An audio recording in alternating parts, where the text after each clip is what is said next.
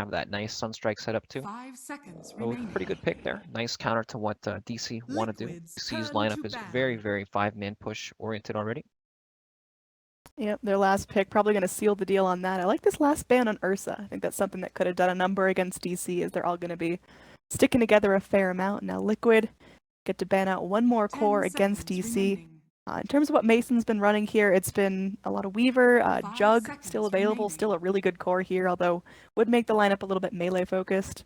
Yeah, I mean, Reserve time. what else could DC go for here that would just kind of really throw a wrench in Liquid's plan? Well, they definitely want to.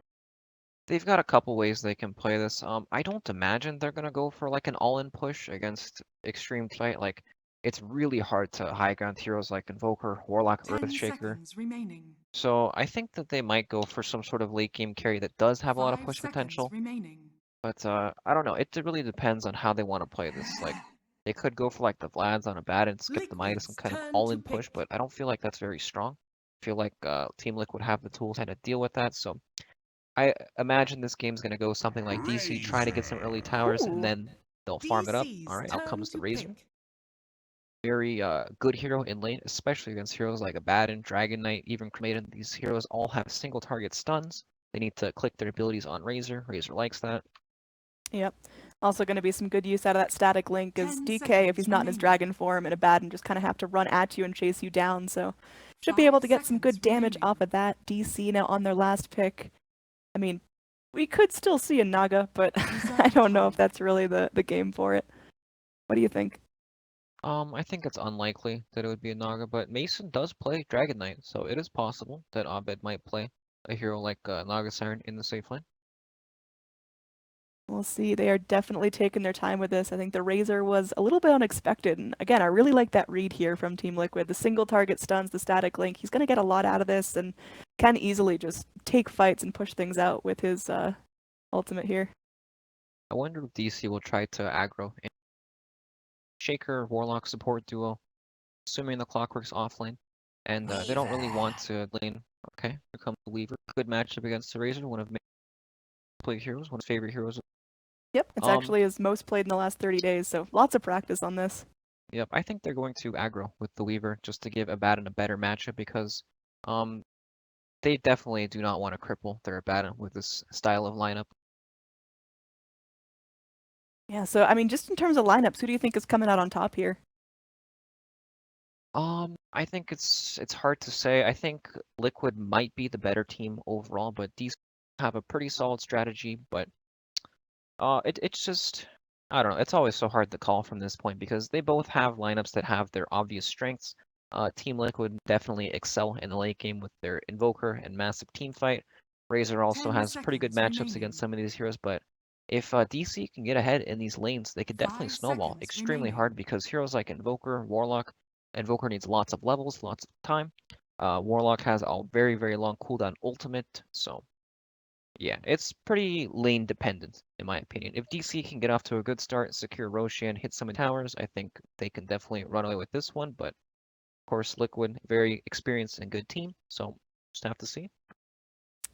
Yeah. Who are you most excited to keep an eye on this game? Like which hero, which player do you really want to just keep zoned in on that, their performance is going to be particularly great?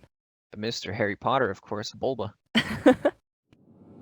Our Abaddon should be pretty interesting here. I mean, you talked about the variation in his builds, and I'm pretty excited to watch this game. Again, this is going to be a best-of-3 series between DC, aka the old Onyx squad, the great NA Hope, and our buddies Liquid. So this is it. I'm Android, that's Brax. We're going to start things off with a quick pause, as is Ceremony, and let's talk a little bit about these lanes. I mean, what should be going well? What's going to be really difficult to deal with?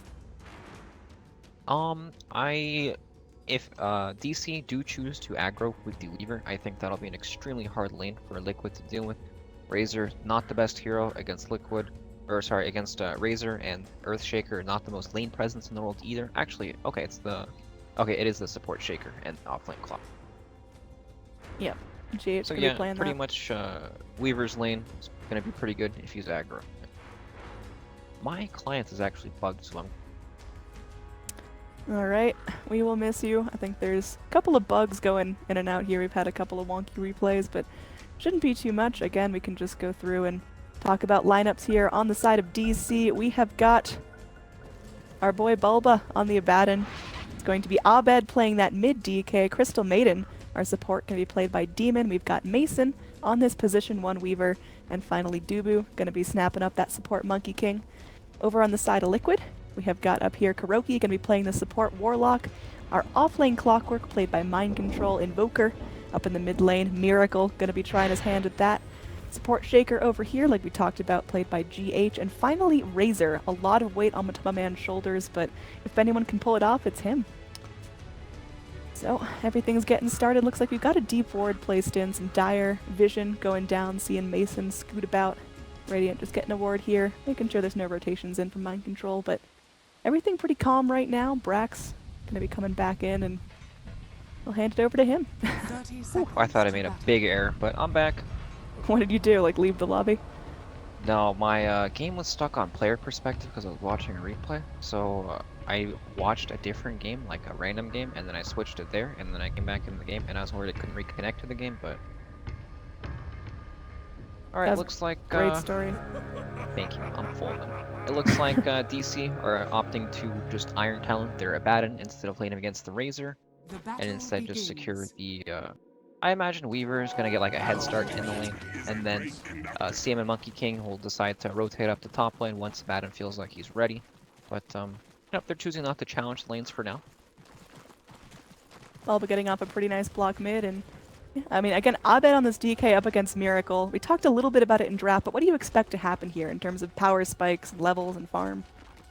I expect DC to play heavily around Abed's level 6 when he has that Dragon form and that stun. He can start the pressure Invoker, hit his tower a bit, but until then, it's pretty Invoker favored. He has a lot of damage on DK, especially when he gets to like level 3 and 4, brings out the Alacrity. So, I mean, it's not a fun matchup for DK. Yep, gonna be taking a little bit of damage there. Goes for the first point Breathe Fire just to help potentially secure some CS, leaving him a little vulnerable into level 2 when he can get that Dragon Blood. Down bottom, it's gonna be 3 heroes versus Mind Control. I mean, can Clockwork withstand this, especially really aggressive heroes like Monkey King? They're going to want to keep up the harass. Is this something Mind Control can lane against, or does he have to bail out? He can definitely lane, but it's not going to be the most comfortable lane for him. DC have stacked the hard camp, so once Weaver starts pushing this lane in, they can keep denying him experience and waves and pretty zone him. You see Dubu has skilled up the Jingu Mastery. This is a ridiculously hard spell to lane against once it gets that stacks going. Pretty much no offlaner can man up through it. So, but you know, Clockwork, one of the best offlane heroes at finding his experience. He cog back the wave and keep pulling it back, but this is when it gets kind of tough. It's gonna be hard for him to really move out in lane, and GH is actually going to snipe on the courier. He's smoked up with boots. Can he actually get this? One more, man, he's chasing it. Yes, he does. He gets it down, GH with the smoke and the boots. The move speed was just barely enough. And he gets exactly what he wants, which means crippling Abed here, who, yeah, he needs shoes of his own. There is going to be GH going forward. Traps him with the fissure. Miracle, not really going to be able to find a kill off of this. Does have the Sunstrike ready, but with only 2 points in Exhort, it's not going to be doing a whole lot. Alright, so he caught the courier by only having 5 moves. That's fair. If he like pulled out a Monkey King ranged auto attack for that last one too. Yep. Mind Control actually gonna catch Demon here. Demon has that one free, just trying to cut his way out of cogs. This time the Sunstrike will come in, and the combination with the fissure is more than enough. Mind Control snaps up the first blood, so a little bit more money going his way, some good experience as he ticks over level 2. Very nicely played. Dubu returns the courier snipe action on the mid lane actually. He was hiding behind the lane, disguised. He actually manages to snipe that one too. Yep, now picks up an Invis Rune, potentially trying to turn things onto Miracle, but that's a tricky kill as Invoker's playing pretty safe and can keep some good distance between him and the DK. Invoker does walk up. He could potentially die, especially with Dubu hitting his level 2 now. Miracle just going to be walking back up, going to be starting to stack up the Jingu Mastery, but Dubu just walks right away, just ticks up to his level 2. So we'll see what he grabs next. Meanwhile... GH's presence in the bottom lane has actually pretty much forced out the supports from deep, left Weaver to solo ever since he got that nice CM kill. Yep. I mean, Mason's farm isn't suffering too much. Weaver, one of those heroes that can keep himself safe. Meanwhile, Miracle in the mid lane, going for the Sunstrike, trying to get some hit onto Dubu, but Dubu going to be running back. The Cold Snap now going to wear thin. Miracle just keeping himself safe, salving up, so no bloodshed mid lane. But yeah, back down bottom. Weaver, I mean, it's not going to be as powerful of a lane as it was before. They're not going to be able to continually chain kill mind control, but Mason will still farm and will still get his levels very quickly. Yep, but all of a sudden this lane that looked pretty difficult for Clockwork looks pretty easy now. He's having a good time. He's picked up 10 CS. Yep, already level 3.5 for himself. Up in this top lane, Bulba just playing very safe, almost level 4 for himself. Just staying way far back, making sure there's no possibility that Matumba Man can just run him down. Abed is very far mid lane, but Invoker doesn't have too much mana to work with, but they could potentially block Abed off on the cliff. Looks like it's quite unlikely, but I'm not worried for DC here. They're one lane that was supposed to go very well for them, but not going so well. Abaddon has a horrible matchup against the Razor. He's not going to be able to do a whole lot there. Yep, DC, I mean, the good news is the Weaver's getting farm, and now with the supports coming back down to bottom, they might be able to find a kill on mind control. Meanwhile, up top, Abaddon in a ton of trouble. Bulba trapped in by that Fissure, trying to make his way towards the shrine. Meanwhile, Matumba Man just soaking up all of that damage. It's just rolling forward. Only needs a couple more auto attacks before Bulba is done. And that's going to be a deny. He actually gets off the deny with his miscoil, so well played Abaddon, but still means this lane is left defenseless, and this tower probably going down as Matumba Man gets the most out of that extra damage. Yep, tons of extra damage with the Ring of Bassi as well. Ooh, okay. Harry Potter out of the game. He wants out. Let's go to the next game, guys. Invisibility cloak as he just removes himself here, but yeah, we'll hopefully have a reconnect pretty soon. Kill score 1-1 in terms of, you know, last hits. Razor's doing really well for himself. DK's getting a lot out of the mid, though. Actually given a fair amount of harass to Miracle. DC definitely have a more tricky road ahead, as you mentioned. Liquid are getting farm on all the important heroes it's important to get farm on. But what does DC's path back into this look like? What is their mid game going to be? They definitely still have, like, all these heroes that are really strong at fighting together. DK, he's tanky, Abaddon, shields, and their 5-man is just really, really strong right now. It's strong before Liquid get damaged. Once they get damaged and they can cut through these tanky heroes like DK, they can deal with the elusive Weaver, that's when it gets a bit troublesome. But Bulba TP's back up to the top lane, and GH just pulls the creeps away. He's got a ward behind the tower. Bulba might be in some danger if he can fissure block him off. Yep, GH going to be looks moving like forward. a free tower. Fortify comes out, but of course you just fortify because why not? There was a shrine used here in the bottom lane, so all these supports now fresh up with mana. They might try to go in and maybe catch out GH off guard, as he's just going to be jumped on by the Monkey King, grabbing that Primal Spring. Going to be stacking up the Jingu Mastery as well. Now Abaddon moves forward, and this looks like it could be a big kill. GH just going to be healed up by his Warlock, but it won't be enough. That's going to be Dubu snapping up a kill there. They go for the Boundless Strike, and now Matumba Man in some trouble here, gets frozen, and will go down. So Demon getting credit for that one. That was Liquid just playing a little bit sloppy there. Bit of a strange play there, but you know, DC there to capitalize. They get a lot there. Actually, they get much more than they should. Yeah, they're definitely awake. Big kill on the Razor. That tower is all of a sudden not dead. And Abaddon's getting close to level 6. You know, the worst thing about that is when you TP out and then you die. Now you have 80 seconds left on your teleport cooldown. You gotta make the long walk of shame back to your lane. It just feels pretty bad. It does indeed. DC sending their supports here, just kind of poking around the jungle. Looks like they might find Matumba Man as he walks back through, but lacking the resources to take him out. So just going to be a regroup towards this top lane as DC picking up a little bit more momentum, actually cornering Kuroki back under his tower. And with the rotation of the supports, they might be able to take this. Monkey King jumping all about. Meanwhile, Matumba Man does find the leash onto Abed. Abed just continuing to press forward, but without any damage. So much damage. Yeah, this is going to be really difficult. Abed now hitting for a whopping none. Sunstrike coming forward. Man, Demon is just in a world of hurt. Trying to play Ring Around the Rosie. Is he actually getting away with this? Wow, he cuts a path to freedom, goes for the TP, and Liquid just don't have the catch. They don't have any AoE vision. Yep, Jimmy bringing out his classic maneuver there, the tree juke into the TP. And now they've forced a lot of rotations. Mid lane Miracle.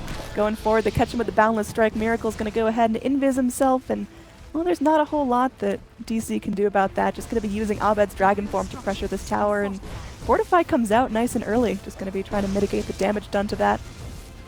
Support's still hanging around the mid lane. Dubu is very low mana, so can't go in for any more Boundless Strikes or anything like that, as GH pokes his head forward, ready to initiate with a Fissure if needed, but seems like it's just going to be a bit of a stalemate around this mid lane. Although with Razor TPing in, it seems like Liquid really want to make a hold here. Demon's in some trouble here. He's got no TP available. He's gonna get linked up as well. Alright, this time it seems like Demon might be super dead. He's running away. The Sunstrike comes in. Demon gonna try to juke, but Miracle still grabs up the kill for that. So easy pickings on that position 5 support, but all the core is still staying safe. Down in this bottom lane, Mason still farming away, top of the last hit chart and the net worth chart as well. Yep, and now a bit of a wasted Dragonite ult. They've only gotten, they got about 500 damage off that DK ult, but they can't really do anything else now. Good response from Liquid. They take that tower, TP in the forces. They're able to catch out the Crystal Maiden, and this looks pretty. I don't know. This game is weird. Right now, Warlock's on level 4, but he has the space needed to like just sit in a lane and farm. There's no real threat. Razor can rotate wherever he wants to go, going for that Hand of Midas. I imagine he's going to wait for that before he really goes or does anything. And this game just plays around this Dragonite ultimate for DC right now. Yeah, this has been called the Midas Major, and we're going to see no exception here. We've already got a couple of Hand of Midases queued up, so This Major is just a giant plug for Midas mode. I'm pretty excited. Yeah, Midas mode coming soon to a tournament near you. Anyway, Miracle going to be surrounded upon. Radiant really getting their supports in here. There's going to be dire pings as they see Monkey King hopping around. Might be trying to go in and slap him down, but they got to take a real educated guess there to clip him. So, Fissure going to be spent out onto Abed as well. Cold Snap comes in, going to be hit by the Meteor. Even with 2 points in Dragon's Blood, he is super low. Not quite enough damage to kill him off. Is he going to walk into the Sunstrike? No, he jukes it around. So close. Takes a flare, but it's not enough to kill him. Abed's still alive, and well, these 3 supports wasting a little bit of time as well. Mason finally leaving bottom lane, scooting in, going on to Kuroki, who they know still does not have an ultimate. There's going to be that Fissure to block out Mason, but Kuroki still taking a ton of damage. Dubu goes in a little bit too far, all alone, will be killed off, and now Mason is going to try to find his way out of this fight, but he might actually get caught here. They've got Fissure up in 1 more second. He will scoochy his way across the river as the rest of DC is going to be regrouping mid, so Liquid getting everyone together in this mid lane while Abba's still pushing top. Still should be enough to find potentially a kill here. The Fissure comes in. Sunstrike onto Abed, just barely not enough. So close. This guy has got a guardian angel looking after him. He keeps living with just a sliver of health. There's definitely some favoritism going on somewhere in the world here. How is he alive? Nice haster in there, but man, that was a great Fissure from GH. Blocks off Mason there. Dubu jumps in with no way to really get reinforced there. Just wasted efforts there. But it looks like DC are eventually going to chip down this tower. Another meatball clips straight onto Abed. Demon, okay, all right. Tower's taken a little bit too far there. Now there is going to be another Fissure clipping onto Abed here as Dragon Form wearing thin. They drop out the first Chaotic Offering, but Mason runs right away. This tower left at 25 HP. An easy deny if they can find it. Mason, Sunstrike going to be off the mark. He makes it up to the high ground, snaps up a rune, and well, mid lane tower is going to be able to go and get denied by Earthshaker. Yep, this is all space for the mastermind Harry Potter himself playing the Abad at top lane. He's going for the Vladimir's Offering build, the team-based, you know, they want to group up, push. That's what it really shows from them. And even though the Power Maiden was denied, it's still a pretty big victory. Dubu gonna escape the Sunstrike just barely and finally makes it up to the trees. We'll be able to escape death for now, but this tower is not looking too healthy. This tower is not long for this world, and Liquid are making their way down. Yeah, Abed coming forward. The Boundless Strike does clip onto the Razor, but a Fissure and now some damage steal. Abed has to try to run, but yeah, again, with that static link being the range that it is, it makes it very difficult. So yeah, Razor now with an extra 141 damage from that static link. That is so tricky to deal with. Demon caught out here. There is going to be a Dragon Form from Abed trying to protect his teammates, but Jimmy's already done. Nice, and Abed is going to get stunned by the Fissure, dragged onto by the hook shot, stuck in the cogs and killed off. It's just going to be Mason versus the world, but he can't quite do enough damage with the follow-up from the Boundless Strike. They will be able to find 3. All right, they're turning this right around. Mind Control going to be TPing out. They don't have any stuns for that, but a bloody engage will still go the way of DC. Yep, and that's a tower defended to get the deny off on the tower if they want it. But meanwhile, Kuroki, sitting top lane, farming his nifty hand of Midas, is almost there. And he says, thanks, teams. Base created. Yep. Warlock finally getting some time to himself. Abaddon getting very, very close to that Vladimir's offering. I mean, how's that going to change things for his team? Is he going to start to really stick together with him, or is he still going to try to do his own thing? He'll probably use it to try to open up the map and take some of these tier 1 towers. I imagine that they'll group up, try to get some of these out of the game. But all this fighting has kind of left Ovid in kind of an awkward spot. There's no mid tower to take anymore. He pretty much, like, it's so awkward for him to farm now. You know, he wants to get to these towers, push, but he doesn't really have an item completed yet. He's almost, well, not really almost at the armor, he just has the gloves. He's not going to go back for a hand of Midas and keep farming in this game, but he's starting to slip down in terms of network. Demon. Where he'd like to be. Oh, his Crystal Maiden's just chain dying. It's so unfortunate that she's just, you know, caught out on her own. They might be able to turn this into a tower for DC, though. Kuroki hanging out behind the tower has that chaotic offering ready. Monkey King's TPing out. Abed wants it and will be able to get it. No deny coming out from the Warlock there. Fight mid lane about to break out as Miracle just really wants to push this lane. Bulba's there to defend, though. They will get the static link off on him. He's going to immediately pop the borrowed time and run back. Static link on cooldown for almost 30 seconds. Can DC find their window here? Looks like they're going to play safe. I think the Rocket Flare scouted out the Monkey King freeze, so they're pretty wary of his positioning now. And Weaver's split push in the bottom lane. He does have a TP, so if they die, he'll probably respond and proceed to clean up. But Kuroki does have his ultimate up now, and Team Liquid are giving him the old wraparound, looking for heroes under the tower. Yep, Mind Control's hook shots have been pretty gosh darn good. Dubu hanging out here. Does have that Wukong's command. With so many heroes in a small radius, it might be time to use it. Dubu is actually just going to chill, as there is a unfortunate another kill on Demon in about 30 seconds. So Crystal Maiden 1-6, definitely not having the best game of her life, but is opening up some space for teammates to push in. Abed feeling pretty safe top lane. This tower mid finally does fall after several minutes of Liquid's pressure. Come on, Jimmy, you gotta stay alive for that aura, man. That's why you're here. That is true. CM has 3 points in aura, but hasn't been alive long enough to really get that impact going. Monkey King, yeah, pinged out. And they are just going to drop the golems. It breaks all the trees, and now Monkey King is stunned for a zillion years. The Sunstrike comes in, and Miracle finds another one. Good combo there from Liquid, just using all the resources at their disposal. Golems are now down, but I think you'll take that for a free lane and some Monkey King death. Yep, we got 5 kills on Miracles and Rogue now. He's got tons of Sunstrike kills this game. And Liquid are totally fine just dropping the ultimate like that, because DC are a team that need to group up, so once they can get these kills on these heroes behind like that, it makes it really difficult for DC to do anything afterwards. They need to get these lanes back. Kuroki's in quite some trouble. No, I think Mason's the one in trouble. There's going to be Weaver just slapped down. No chance to time-lapse. Warlock, I mean, he may go down here. Kuroki gets hit by the Boundless Strike, is going to get burned by Abed, but his Golem's still up. Wukong's command comes out after there is no one left in the circle, so Dubu not going to get a whole lot of use out of that. Mind Control now on the run. Fissure holds back too. Very nice play there from GH, and well, he's just going to be escaping. Mind Control using the cogs to break up the fight. Will he make it back across the river? He sure will, as Bulba runs in and does get that mana burn going. Demon barely lives, is able to split the difference in that Sunstrike with Abed, but that could have been another death. At least Demon's still up and running, got that aura going. That's right, supplying his team with mana. He's kind of like the water boy, you know, at like a football game. Don't worry, guys, I got the drinks. That's what it kind of feels like. He's got the smokes, he's got the dust, he's got the ward. This is a position 6 Demon right now. Just trying his best, but, you know, if he can make space for his teammates, it's going all right in terms of overall net worth. You got Weaver doing really well for himself, Mason, very close to that Lincoln Sphere. Yep, it was a nice Weaver pickup there. They had the Fissure into the Sunstrike combo, and there's enough damage to actually finish Weaver. He has a very tanky build this game, too. Mason went for the treads instead of the bootless build. So he's sitting on 1500 HP, and not the easiest target to bring down, but they were able to do it there before he could get off his ultimate.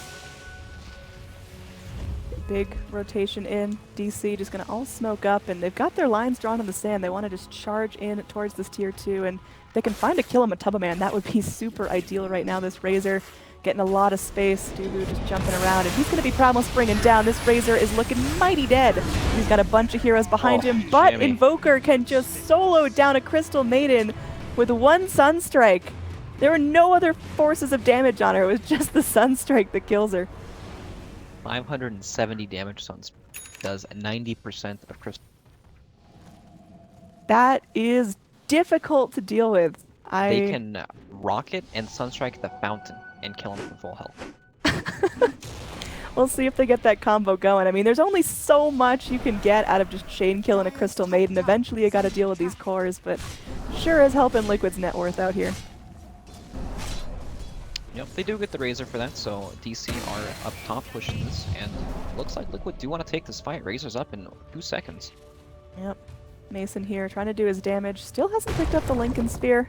Hasn't really found any time to himself. He's now just been moving with his team since leaving that bot lane, so hopefully his big item will come out off of this and he doesn't get killed right before picking it up. That would be so bittersweet. Hook shot off the mark here, so Mind Control has to play it safe for a minute. They lost a big initiation tool, so it's just kind of a wall. Liquid trying to form some sort of barrier against the damage from DC.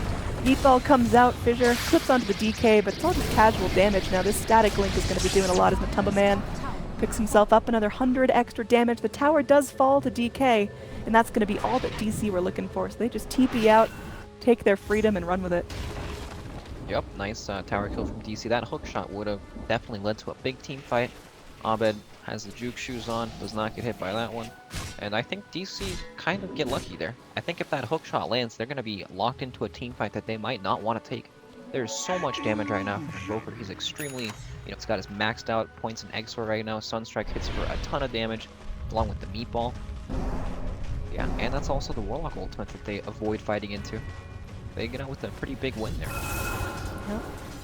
3 pings here as Dubu's just keeping eyes on Miracle. I mean, Miracle's getting really out of control. He had such an early Ags, and Blink picked up very shortly, unless he gets killed here, but oh, he Ghost Walks, will be dusted, so he's just going to bail out on the Ghost Walk. Elba trying to keep up the chase. Sunstrike comes in. Wow, okay, Miracle. You could just take out a full health Monkey King, that's fine. Now he's going to be still running for his life. Does pop out the Ice Wall, and Abed going to be slowed down. Nice EMP, going to be burning up all the mana in the vicinity, but Miracle does still go down.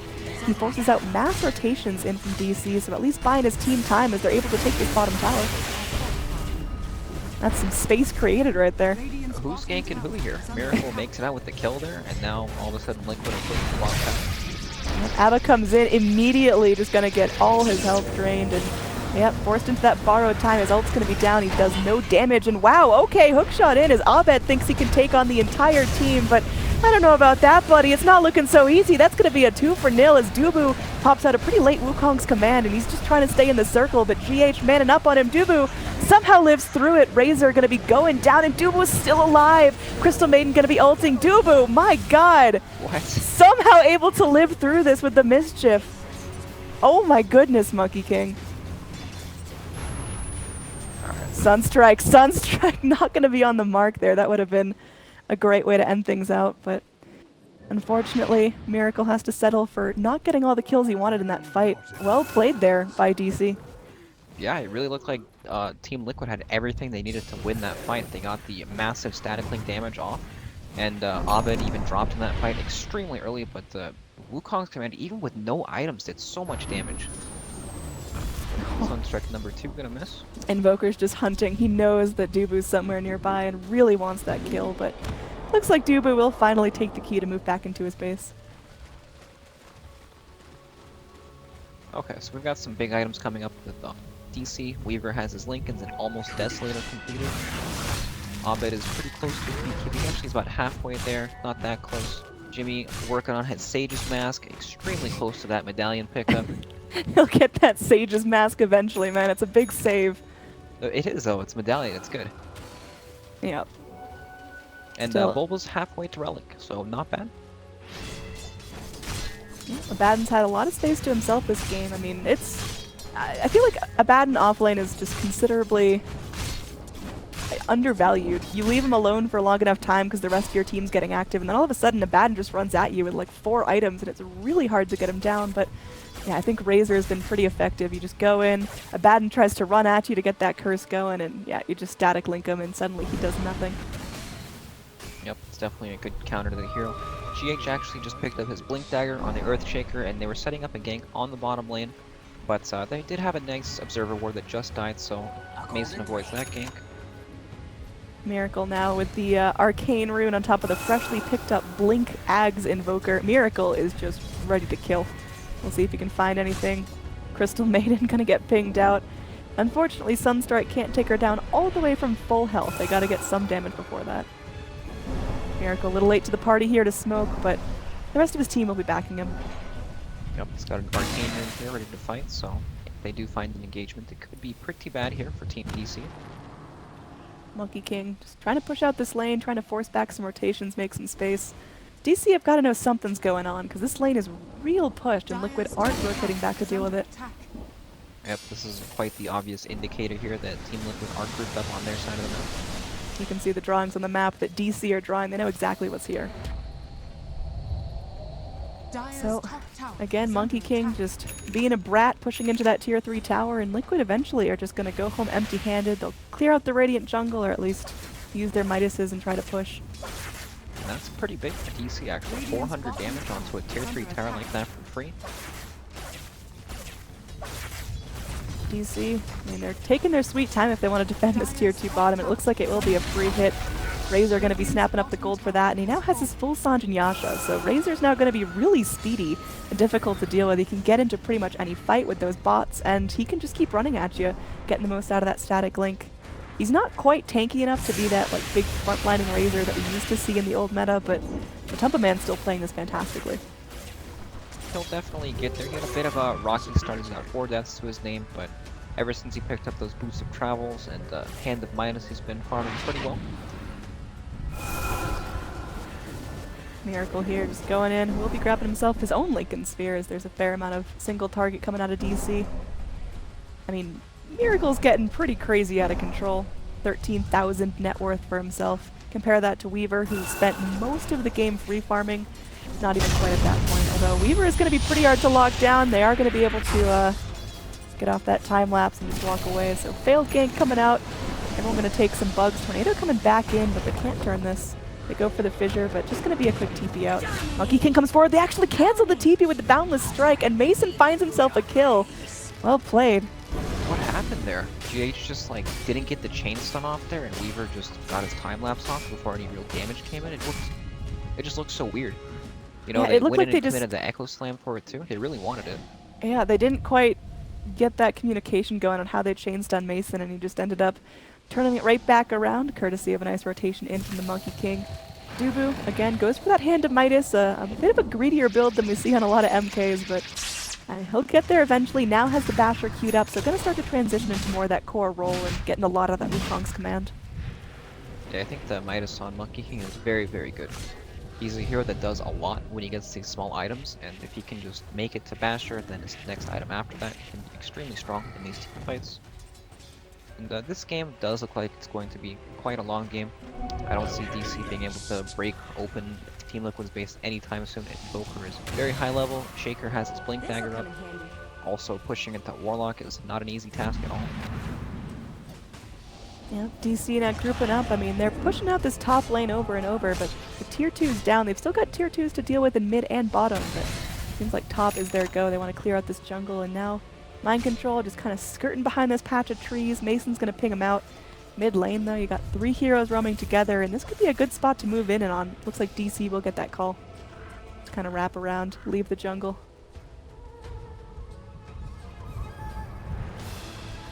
Roshan. I wonder when these teams are going to start looking at because they both kind of need it to get to that next step in their game. You know, DC really can't walk up the hill unless they get an excellent team fight ahead of time. There's just too many big team fights, ultimates, and abilities from Team Liquid right now. Yeah, Liquid's high ground is a little crazy. It's really good if all their heroes are up, but you get 2 or 3 heroes in a pick and suddenly their racks are just wide open. Radiant's completed now, under bad.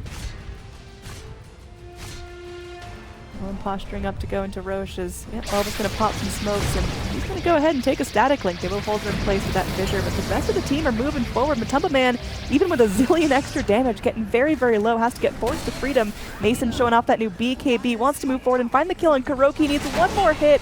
Doesn't get that geminated attack that he needed to get the kill, and now looks like Mason's in trouble here. Does go down. That bug just crawls a little bit too far forward. Golem spent, and they're going to be able to push this lane a fair amount. It looks like Liquid were thinking about Roche, but now after killing off the Weaver, they just want to go straight forward for tier 2s, but Dubu gets off a really nice Wukong's command, followed up with that Boundless Strike, and now Miracle's in some trouble. The Monkeys, can they finish him off? They do! The Invoker goes down. That's a pretty big bounty going the way of Dubu, who almost gets finished off by the Flare.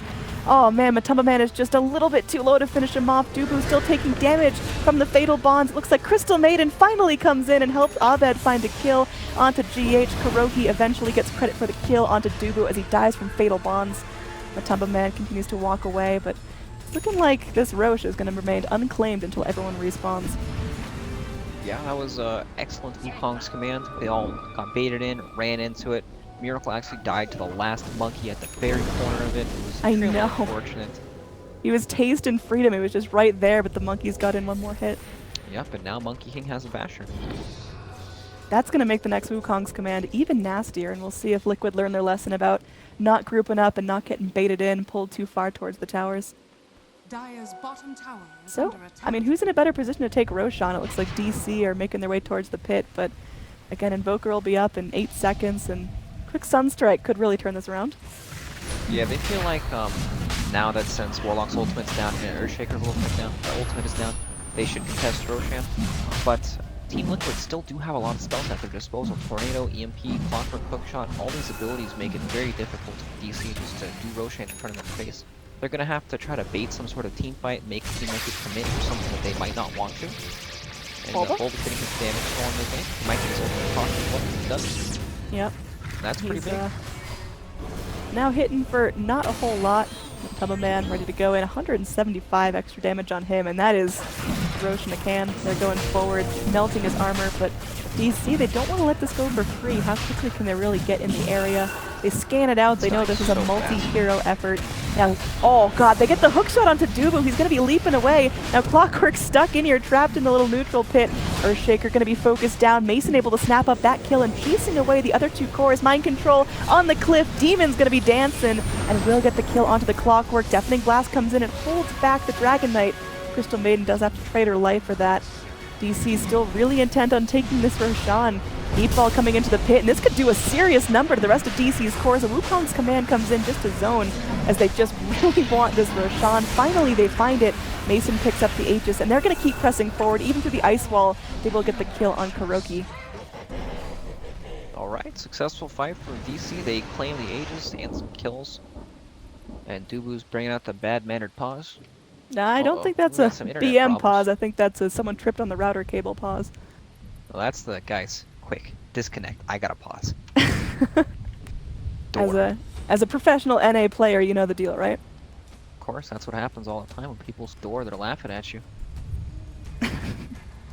Alright, so DC, again, we can talk a little bit about their backstory here in this pause. The former Onyx squad getting picked up, just a bunch of NA players getting into it, qualifying for this major. It's going to be their first shot at a really big event for this squad together, at least. Of course, Mason's already been to TIs and whatnot, but yeah, I mean, DC, they've got some polishing to do, but since the formation of Onyx, these guys have really come together to playing cohesively, and they're taking games off of Tier 1 teams. What do you think is so crucial to their development, and what really sets them apart from other, Tier 2 NA teams? I think they have a pretty solid foundation of how they want to play the game. They understand each other pretty well, so it's easy for them to, like, when they go into the team fights, you can see, like, it looks well. Everything looks really good. Everyone's getting force-staffed out. People are, playing these team fights properly. They're baiting people into the Wukong's command instead of, waiting and not using it very well. I just think that they have a good leader in Dubu. He has ideas, people trust him, and they all understand how each other how they want to play. And I think they have these basic building blocks for their team, and they also have quite have some very individually skilled players in Abed, of course, and all these other players are also very, very good. Abed kind of he's not really new, you know, he's played on teams for quite some time, but he's always been in the Southeast Asian scene. It's a bit more, I would say it's like a sleeper scene, you know, we don't really watch it a whole lot. They're definitely very good players. Their TNC came out of there, and they look fantastic right now. But, I don't know, it's just a combination of their teamwork, and they have a solid idea of how they want to play the game. And I think that's important, because sometimes as teams win and lose, they lose their foundation of how they play the game. They start to not really trust it as much. Maybe they don't believe in someone's ideas, or perhaps there's a player they doubt their skill level or ideas or work ethic. Something kind of brings like animosity into their atmosphere, and it's just a big downward spiral, and that's what kills teams. So I think they have a good idea of how they want to play. They stick to it, and win or lose, they still go for it. All right, sweet answer there, Brax. That was really nice. Thank you. I was reading that off my note cards. Anyway, DC grouping up for a push down bottom. This tier 1 tower gonna get fortified, but finally will go down. Invoker's actually TPing in for this. Looks like he's gonna blink immediately away. Tornado comes in. They do clip Invoker with that Boundless Strike. They get vision on him before he goes invis, but GH wants to turn this right back around. A Deafening Blast comes in on top of the Echo Slam. Wukong now forced to turn his tail and run, as Invoker will get killed off along with GH. Clockwork's TPing in, and Matumba Man goes straight forward, trying to suck down Abed's damage, but Matumba Man gonna get chased by Mason. 3 heroes dead, trading only for a Crystal Maiden. This is huge for DC. Mind Control forcing himself into his own cogs, hookshotting himself to freedom on top of Mason. But, I mean, even if Mind Control gets out, that is still a huge win for DC. You could tell Liquid had the confidence in that fight to go in and try to execute, but I just got outdone, and now Mason finally forced to retreat. Can't kill off that pesky Clockwork, but they're going to start tapping on tier 3s here. Perhaps they had too much confidence in the way they wanted to defend it. They, Miracle ported in, blinked in, and he was just in such an awkward position. Couldn't cast his spells in the most optimal way. Got disabled and just died at the very beginning of the fight. And that's the lane of racks for DC. Look how quick those racks melted, just with the damage coming out of Mason right now. This Weaver's been a little bit quiet. Had a couple of deaths in lane, but now really starting to come online. Top of the net worth chart, surpassing the Invoker. Weaver going to do some damage to the shrines. I mean, that is a full lane of racks taken in the blink of an eye, and all it took was 1 Invoker kill just to be able to shut Liquid down completely. DC, can they do that again, or will Liquid learn from their mistakes? I think Miracle is like, shit guys, I'm sorry, I threw a little bit, I promise I won't do it again, and pretty much, as long as he doesn't die at the very beginning of these team fights by porting in like that was pretty cocky. I don't think a player like Miracle is going to make that sort of mistake again. But the game's still going to go on for quite some time. Invoker, 3 more levels till his level 25 power spike, looking around the map with his Ghost Walk. I think as long as Team Liquid manages to stay alive with their high ground defense, is still insanely good. Yep, just going in and getting those little picks is going to be super huge. Smoke in. Abed, I mean, he pings something out. He knows that something's a little bit afoot. Miracle is right on their heels. Bulba, meanwhile, just going to be taking a ton of damage. Forced into using his borrowed time, just trying to get the most out of it by miscoiling his teammates. Hookshot comes in. Jimmy trapped in the cogs along with Abed. He has his dragon form available. We're going to have a little pause there. Not again. As it did really seem like they were asleep at the wheel. These 2 heroes get hookshot into the cogs, and they just kind of stand there. So hopefully some connection issues are going to be resolved. And yeah, hopefully that won't result in too many deaths. Oh, this is such a shame. You know, this game is so tense right now. Lag. Ugh. That sucks from a Matumba Man. You know, he's really a player of sympathy. Brax, as I think it's hard not player. to smile saying that sucks as they die. Definitely pretty hard not to smile there. So hopefully that's going to be an isolated incident as we move forward. It looks like this team fight is going to be... Bulba has mentioned this before. There was a similar situation in one of their series last night. So try this again as everyone has reconnected. Oh, nope. Kroki asks for the go. Alright, so we have got quite the pause going on here. We've got some unhappy video gamers here with the internet situation, so It's a story time, I guess. That's what this is. All right, Brax. Time for me to dust off the old 50 Shades of Grey in the closet and read it on stream.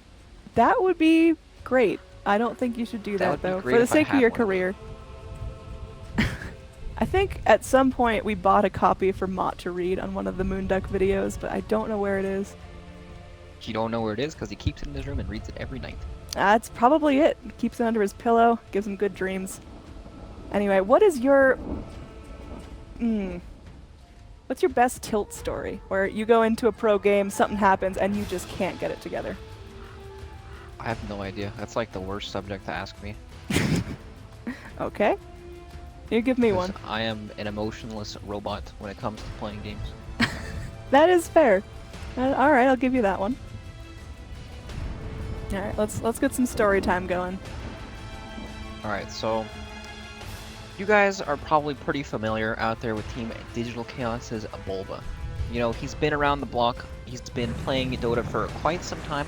Back in the days of Dota 1 when people, you know, everyone played for fun. It wasn't about the glory, the money, it was about being the best and beating your friends. That's pretty much all it was pride back then. There were no gigantic prize pools, there was like one LAN a year and you would spend more money on your plane flight there than winning if you actually got like first place, so nobody like, you know, it just wasn't serious. It was in its infancy, it was all for fun, and this is where Bulba began. First, his name was Sam Sosale. Actually, yeah, it was Sam Sosale. Wait, no, was it Sam? No, it was Sam Baird. This is the first generation of Bulba. He created fake aliases online, linked random people's Facebooks, saying that it was him. He really wanted to be a white guy, first of all. Because every dude he linked was like some athletic white dude that he found on his school's Facebook. And that was just him. That was the life of Mr. Kanishka Sosale for quite some time. He went from being Sam Baird to Sam Spalding and to the man we know today, Mr. Sam Bulba Sosale. And that's why you might see pictures of Bulba online and he's always wearing the same outfit. It's not because he like, you know, lacks the wardrobe or he lacks the money or that's just his style or anything like that. It's just because he's trying to remember his identity. He doesn't want to become Sam Baird again. These were some dark, dark days. This is when Bulba was a gigantic flamer. He would sit there and he would make you question your existence because you frostbit the wrong creep. It was just a mess. And so that's Bulba. That was a beautiful story. What happened for Bulba to blossom into the beautiful flower he is today? He joined Team Evil Geniuses and he played at TI3 there. And then he was like, uh-oh, I have to make an appearance in real life now. He has to, you know, be a real person. Okay. And that's when the mask came off. Oh, God. Oh, Jesus, they're done with this game. Get me out. So hopefully either PGL communicates with us or we get some ping from the admins letting us know what's up if we're going to do a remake or have the players switch rooms or something, because again, I know internet hasn't been a persistent problem for DC. They were talking about it yesterday. So this is quite the unfortunate situation. I mean, just look at how the fight started. They got jumped, everyone's asleep because they just can't play the game. It's like they're playing without their hands right now. And I don't know, I mean, what can you really do at this stage of the game? It's not like you can remake and play the game over, or Team Liquid can say, hey, you guys can walk away scot-free, we won't touch you. Not how the game works. All they can do is play the game at their lost team fight. this is truly Gabe trying to handicap DC because he's scared of what they can truly accomplish. No, don't tell me Gabe bet on Liquid. You heard it It's here, not for guys. the rares. Oh no, my career. Anyway, hopefully we get underway. We've got the lone Mason sitting here watching his team burn. Okay, let's talk about what's going on the map right here, because again, there was a hook shot onto two. Crystal Maiden and Dragonite caught in the cogs. They were lagged out, so they couldn't respond immediately. I was wondering why DK didn't immediately Dragon Form or BKB, but how did DC recover this fight? They've clearly had some time to look at the screen, figure out what's going on. What's the best way back into this? How do they salvage it? Well, they can only salvage it by kind of cutting their losses and trying to survive with as many people as can. Mason is going to run away. He has the BKB, so it's pretty unlikely he'll get caught since the hook shot's down. Jimmy, he just force staffed out of the cogs, so he's pretty dead. I imagine Clockwork is going to try to run for him. Maybe Abed can BKB and stun the Clockwork, so Crystal Maiden survives, but I'm pretty sure that Invoker's just going to run him down. Crystal Maiden's dead. Weaver's alive. DK might die just because these heroes are so speedy. The Razor runs at like 500 and something, moves to get 521. Invoker can also run him down forever. Monkey King might just throw down the zoning Wukong's command to try to save Dragon Knight, but he kind of doesn't want to do that. He wants to survive as well, so this sucks. They're just dead. Is this where DC just has to cut their losses and everyone that can get out, and don't even try to take the fight?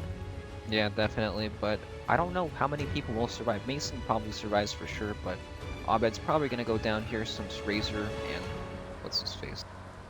Magician made Invoker. They're very fast. We've got all of DC now back online, reconnected to the game, but we'll see. Got one more second here. Dubu just trying to get his mind together, trying to figure out what he goes for here. We haven't talked a whole lot about the Monkey King's build. I mean, he picked up the Basher. We talked about how that's going to really amplify the Wukong's command, but also a Shadow Blade, so we can really get those sneaky ults going. Yeah, that Shadow Blade helps him sit at the edge of his Wukong's command. Come on, Matumba. Oh my. Yep.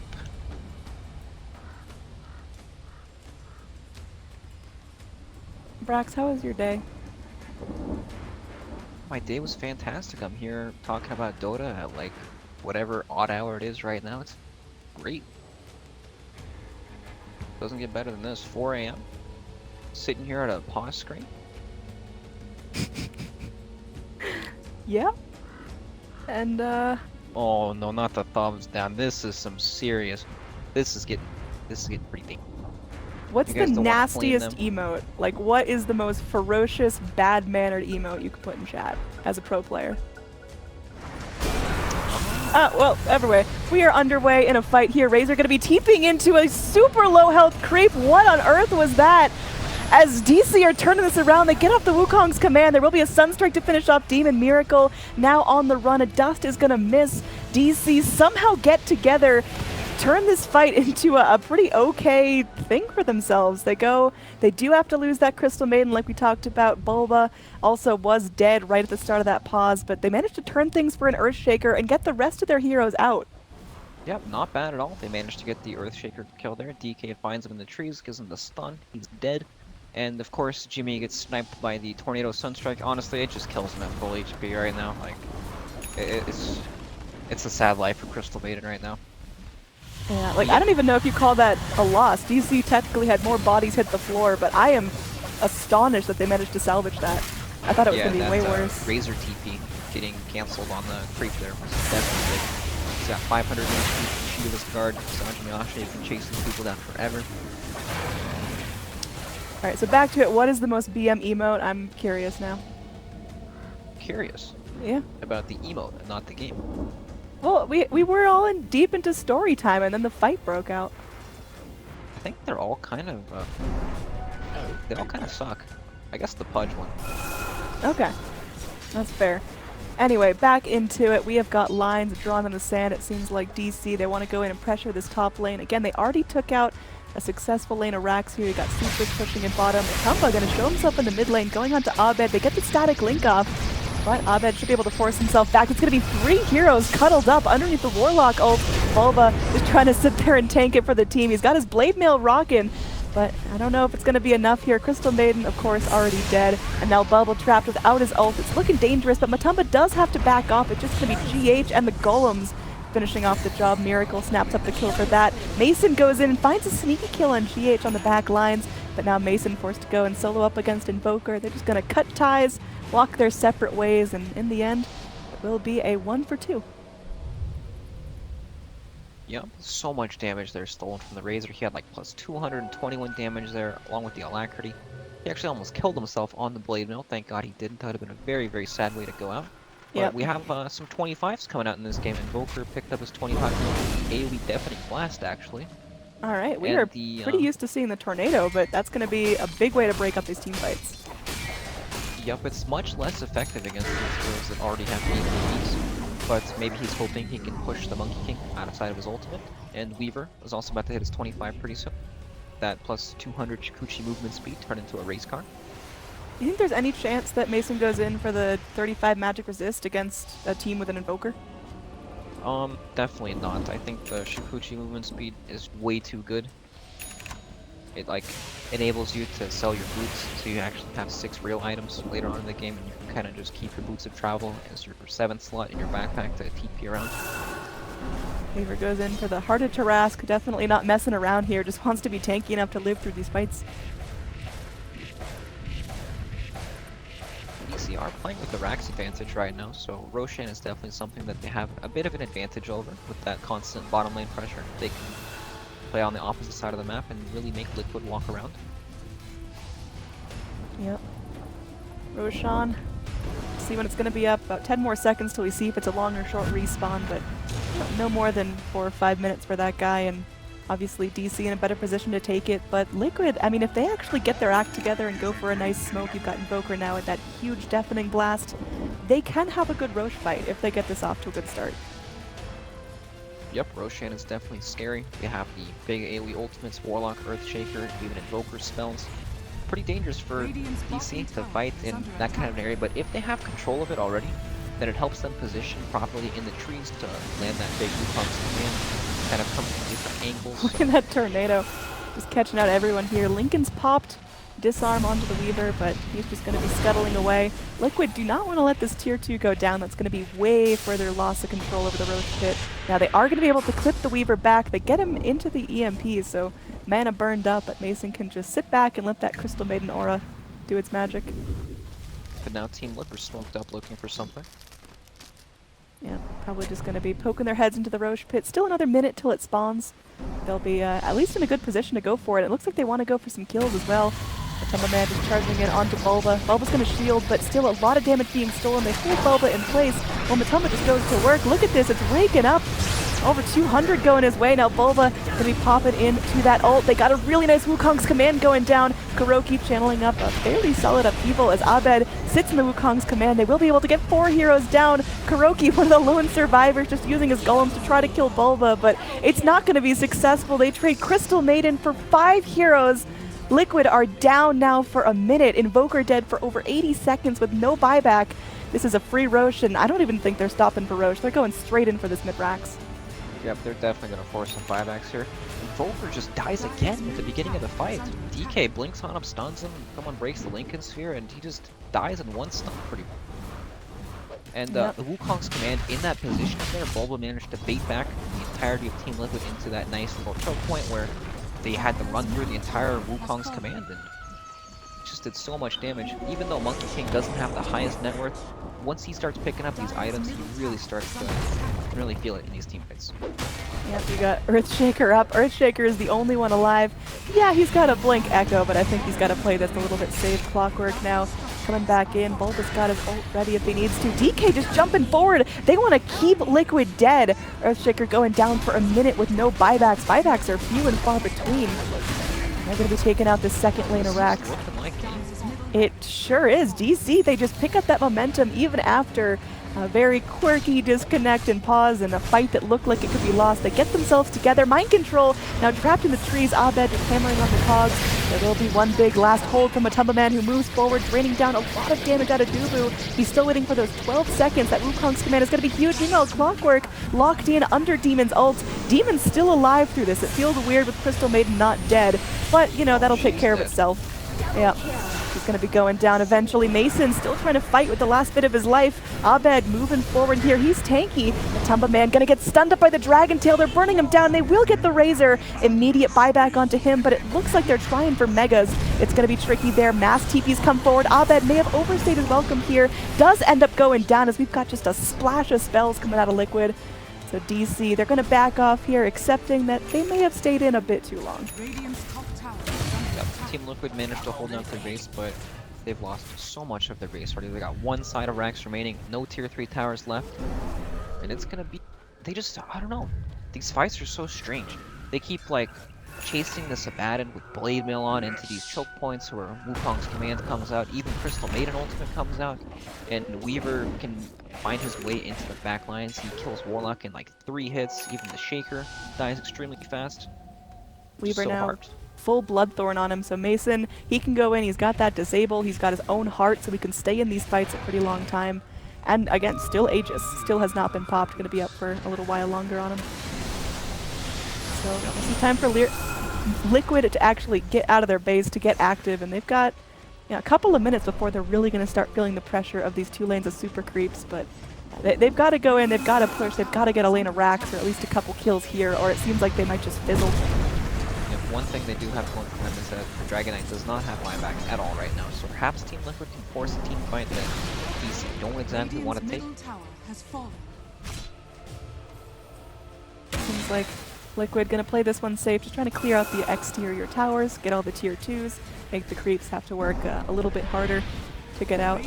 But big smoke in, it seems like DC, they're trying to end it all here. Mason, with that extra scoochy speed, is just going so fast. And now they're finding mind control here. He's going to force himself to freedom, eating his way out of the cogs.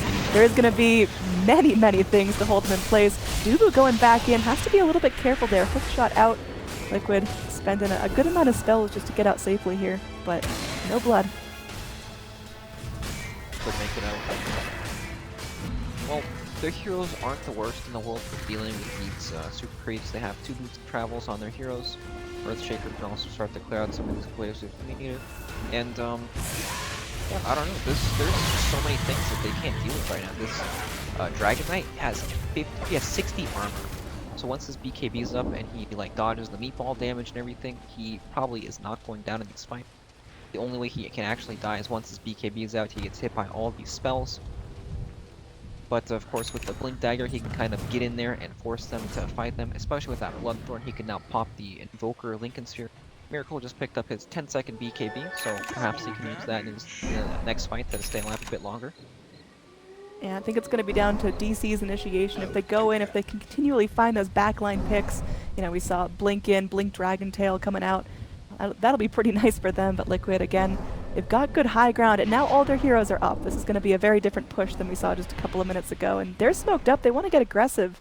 They want to take the initiation here. They're leaving their base, and it seems like DC are going to get surprised by that. They start things off with a really nice Echo Slam. Golem's going to be dropped out on top of that. They kill off the Monkey King, and now Abed getting all his damage drained, trying to man-fight Miracle, but it's not working out. Abed going to be going down, and Bulba popping on his borrowed time. Meanwhile, Kuroki will get focused down by Mason. It's on Mason to turn this fight around and get out of here, as Bulba probably going to be finished off here. Mason's going to BKB, getting in there, going deep, trying to get down Matumba Man. A couple more hits, it'll be done, and they will be able to get him with the Mist Coil from Abaddon.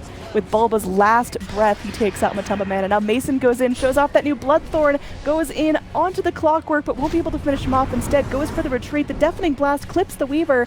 Can they finish him off here? He's going to be able to go time-lapse himself to freedom, and Mason should be able to TP back, has it in his backpack, so very messy fight, but Liquid holds. Liquid get a 2,700 gold lead from that. XP is going to be huge as well. Mason's going to go back to full health as that Aegis expires, but he's still going to TP out, not going to take his chances. Yeah, nice play from Liquid. They realize, hey, once they get in our base and they jump us first, we're not going to win in this fight. We need to smoke up, set up a defense outside of the base. They jumped the Monkey King there and killed him before he could do anything, and they're able to get to their key targets. When they get to jump like that, then it's easier for them to actually get their BKBs off at a good moment, Invoker get all the spells off convincingly there. They had a nice ward up on the hill, and that's just what they needed to take the fight. So Liquid still alive, still kicking, about 10,000 net worth in favor of DC. Experience is actually going to be slightly in favor of Liquid, looking at overall levels. Lots of 25s coming out for our cores. Bulba, the last core, going to be ticking that mark. And what does he go for here? Is he going to go for the big boy shield or strength? It's pretty much always the shield. The shield becomes ridiculous once you get that talent. 500 HP on such a low cooldown, and once he finishes that Octarine core as well, it's such a low level. Yep. Warlock going to be picking up his level 25 pretty shortly as well. And is he going to go for the magic immunity golems? This This one we see a bit more of a split on. Yeah, it's definitely game dependent. I think I'll go for the armor this game just because there's a lot of physical damage coming out from DC. But it feels like one of the less important 25s this game. Don't really feel like it's going to be quite that impactful, but Team Liquid, they're smoked up. There's a refresher now on Miracle and Invoker. They know exactly what they need to do to win this next fight. Looks like they're going to go for the same exact maneuver, wrapping around the same way, and we'll see if DC are going to learn from their mistakes earlier. Flare being sent out, there's mad pings. Both teams know where the others are, but it's a bit of no man's land as no one wants to cross that threshold and be the first one to be jumped on. Mason going to be scooting forward.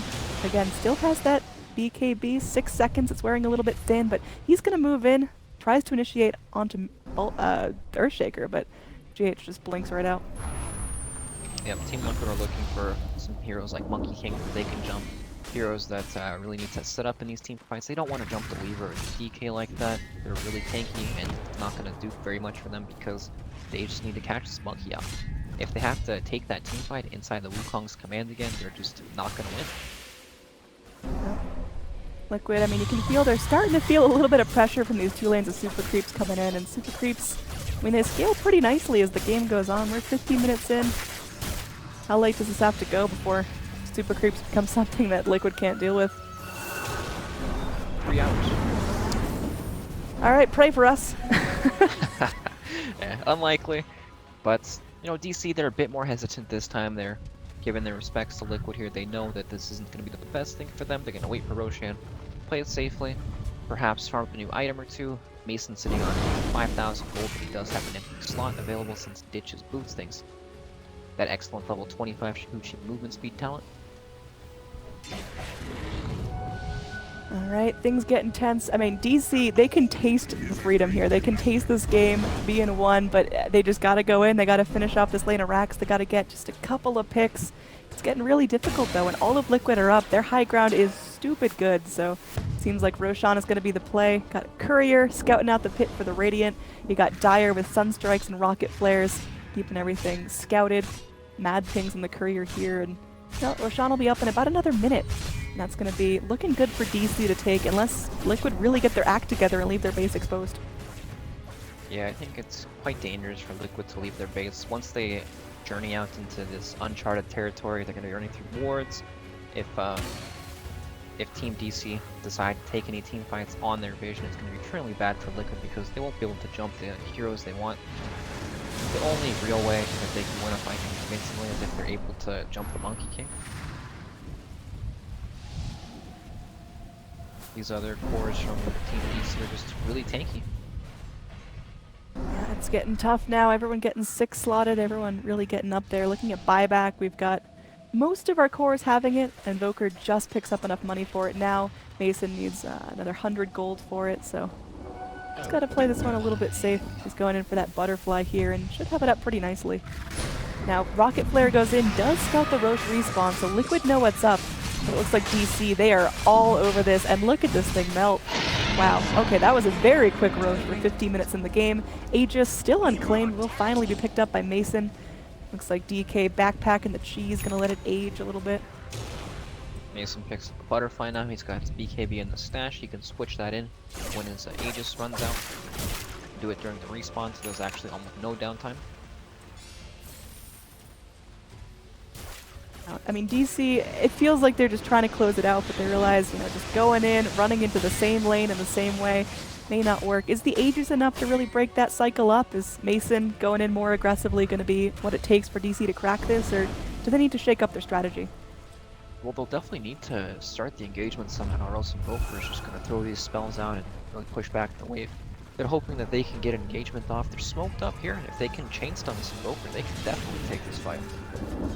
It's all about tactically breaking that high ground without letting anyone know where you are. All of Liquid have moved back. We had some pushing out the bottom lane, but they have since TP'd in. And they're ready to go for this high ground hold. It's really difficult, Liquid trying to anticipate which lane's going to get pushed in, and it looks like Demon is thinking about going in, jumping on Kuroki, and that's going to be the jump they need. They go in, quick Dragon Tail, and my god, that Warlock is just punched to bits. Matumba Man goes in, we'll be able to get the static link off onto Abed. Abed getting a lot of damage stolen. Man, Matumba Man is not messing around, just popped everything for that. Eye of the Storm on cooldown. Matumba Man's stolen damage is still going to be doing a lot of work here. Crystal Maiden caught in the cogs. She's going to be dancing with her last breath, but will end up going down. But now we got BKBs coming out of DC. They're going forward. They get the kill on the Warlock. That was another dieback coming in, and well, they go forward. Looks like GH will end up dropping the gem on the deck. There is a disarm on this Dragon Knight, and that might just be what it takes for Miracle to get him down, but Bulba still chasing him out. The Sunstrike going to be off the mark. Meanwhile, top lane, Monkey King keeping his eyes on the prize, going in for those megas. Got Miracle now running back in with that Ghost Walk, but Abed wasting no time going into GH. That is a dieback on the Earthshaker. Matumba Man gets killed right on the footsteps of his base. It's Mega Creeps now, and Liquid, they're buying back on the Razor. They're giving it all they've got, but this is definitely their last-ditch effort. Weaver crawling around into the base. It's a godlike streak for Mason, and it's looking good for Team DC. Going in, Razor, he's stealing up the damage, but he will end up going down. Invoker buys back in. Mind Control trying to bait everyone out of the base, but with Mega Creeps, it's so difficult. DC, they've still got all but the Monkey King alive. Eventually, they get down the Clockwork. The gem falls as well. Buyback comes in from the Clockwork. Tornado clips onto the Dragon Knight. They will be able to combo him down with a Sunstrike, but yeah, Mind Control still just trying to zone. The Ancient now exposed. This is Liquid letting things drag on altogether a little bit too long, as that's a rampage for Mason. GG finally comes out 53 minutes into the game after a hefty pause and some serious back and forth action, but DC will take game 1 of their series versus Liquid. Well played, both teams. Game was definitely back and forth.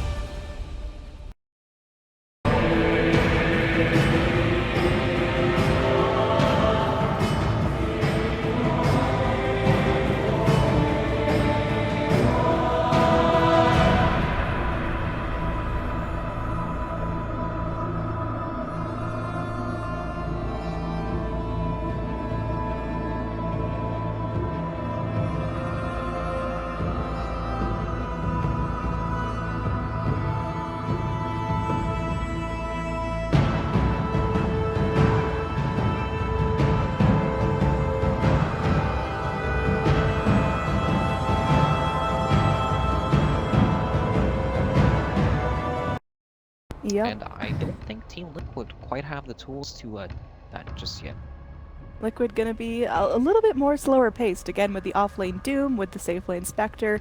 They just kind of want to take their time and farm up. Earthshaker needs his blink before he's gonna have a huge impact, so I feel like the first couple levels of this game, or the first 10-15 minutes, are gonna be DC trying to get active, trying to move, try to push out lanes, take towers, go for smoke ganks, and Liquid just want to apply the brake pedal and farm for as long as possible. Yeah, I think DC are going for, or even more they saw the Spectre, it kind of like plays into what they were already going to, this is like their default playstyle. They have this strong 5-man team that's very capable of taking these early engagements, taking these towers, and Team Liquid picks Spectre, one of the better late game heroes for sure. But Spectre is a hero that cannot just AFK farm kill Radiance. You have to be able to fight, to be able to get these haunt kills and get involved in these team fights, because once the push comes from DC, it's not going to be very stop at all. Team Liquid are going to either need to be able to take the engagement or split push, and they don't have the highest tower damage heroes right now. When the split push does come out, if that is their response to it, they're not going to be able to trade as effectively as DC. They have massive amounts of physical damage. A batter give attack speed to your entire team as well. Eventually, Spirit Rush, Shadow Fiend, already very high physical damage. I actually have no idea what I want to play here with Miracle. Maybe they'll go back for something like the Ember Spirit, but it's not very good into the Abaddon and Shadow Fiend. This looks pretty worrisome, actually. Yeah, there's still the option to go back in for the Invoker, but again, that has its limits. That has, a time frame where it needs to come online, and late game it's a beast, and if Team Liquid can actually push this out to 40-45 minutes, Spectre is going to be a big problem. Doom is going to be larger than life, but it's going to take time to get there, and DC, they're going to get active very early. Hopefully Abed can just start out strong with his Shadow Fiend and carry his team like we've seen before. So Vengeful Spirit, is that going to be our secondary support or the core here, you think? I imagine it's going core, but I could be wrong. They might decide that, hey, pick something else to help secure a bit of a late game, because early game looks pretty good right now. But we'll have to see. Spectre, very, very good against Monkey King. He can find him in the tree, go on him right away, try to kill him off really quickly. But yeah, Team Liquid, they're gonna have to find some way to fight, way to take these team fights. Yeah, I mean, do they have to sit? How can the Spectre get online faster? Like, we've seen kind of people departing from that Radiance build going into the Vanguard Diffusal build to get Spectre up and mobile right at level 6 when she has the Haunt, but it's still really tricky to get her active, especially when DC are going to be jumping around. Monkey King can probably start things off and get some good initiations on her. Abaddon should be giving her a little bit of a problem there, just constantly chasing her down and popping shields, and wow, DC go in, so it will be that core Venge. Core Venge with those Witch Doctor, some more sustain to help their push. They The are going Witch to be Doctor pushing heal, so quickly. it's gonna come pretty quick, and that Witch Doctor heal, very, very good at dealing with all this outspam and the Spectre Radiance for when 10 it does come seconds out. remaining. I think Team Liquid, they aren't 5 going to be able seconds to remaining. delay the push by outspamming them. They're gonna need something to help take the fight because there's just so much sustain from Team. Reserve time. Does an Invoker work here, or is that a little too passive? It still falls into the same category a lot of time. Yeah. So it's probably not something that they'll want to go for. You never know. Maybe they feel like they can get away from it. They actually did have an Invoker with the Doom and Spectre Tricore yesterday. Possibility. What about something real nasty? Okay. I was gonna say Viper, but Tinker works as well. I mean, I guess that's a little bit of split push, so when DC are all wadded together chasing someone down, Tinker can eventually go off and do his own thing in another lane. Also, can be a pretty good fighter if he gets up that Aghanim Scepter. Getting that blind out onto all of DC's very right-click heavy heroes is going to be nasty, but I'm liking DC's draft just a little bit more. It seems more straightforward to execute. Yeah, it's very clear what they want to do. Team Liquid, though, their team fight is not weak at all. Doombringer can get very tanky, very quick in the game.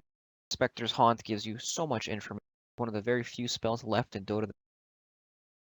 A lot of the time when they nerf the heroes, like when they nerf Mirana, Arrow gives less vision, Orb gives less vision. All these spells start to lose vision. Trolls 10 rolling axes seconds no longer give remaining. vision.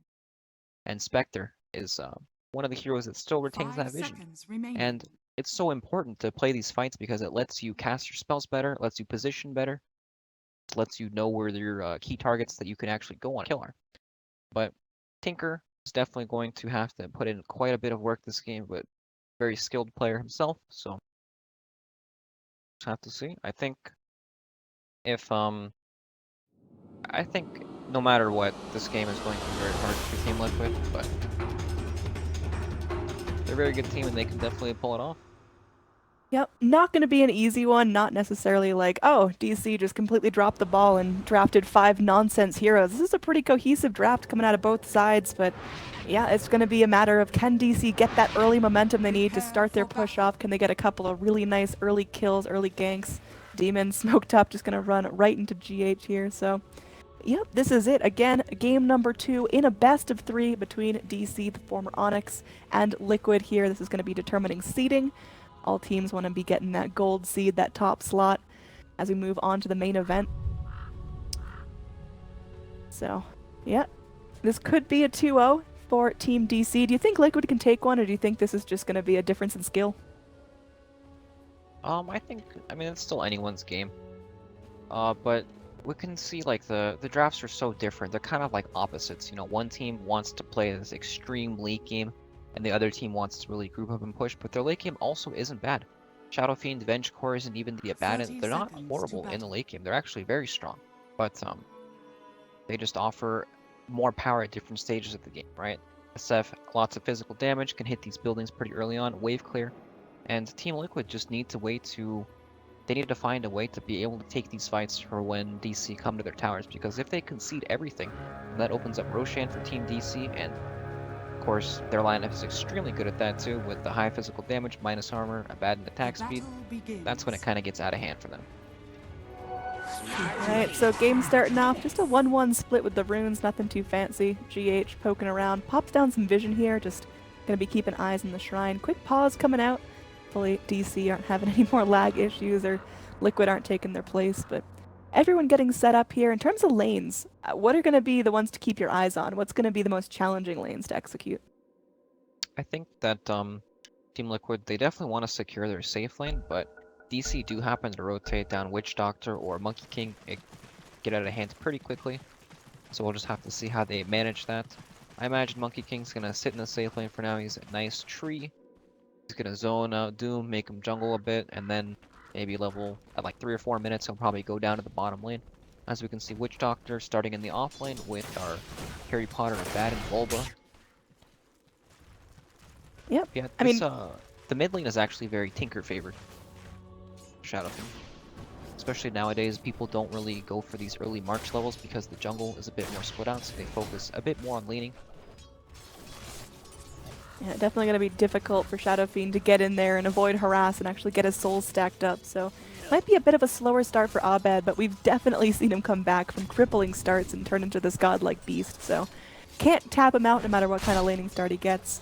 Down in this bottom lane, like you talked about, Witch Doctor just keeping his levels soaked up, Bulba sponging a little bit of damage, but with GH and Kuroki here splitting the XP with the Spectre, it's going to be a while till my man actually gets those levels up. Fissure clips onto both, but again, Witch Doctor and Abba aren't too concerned with that.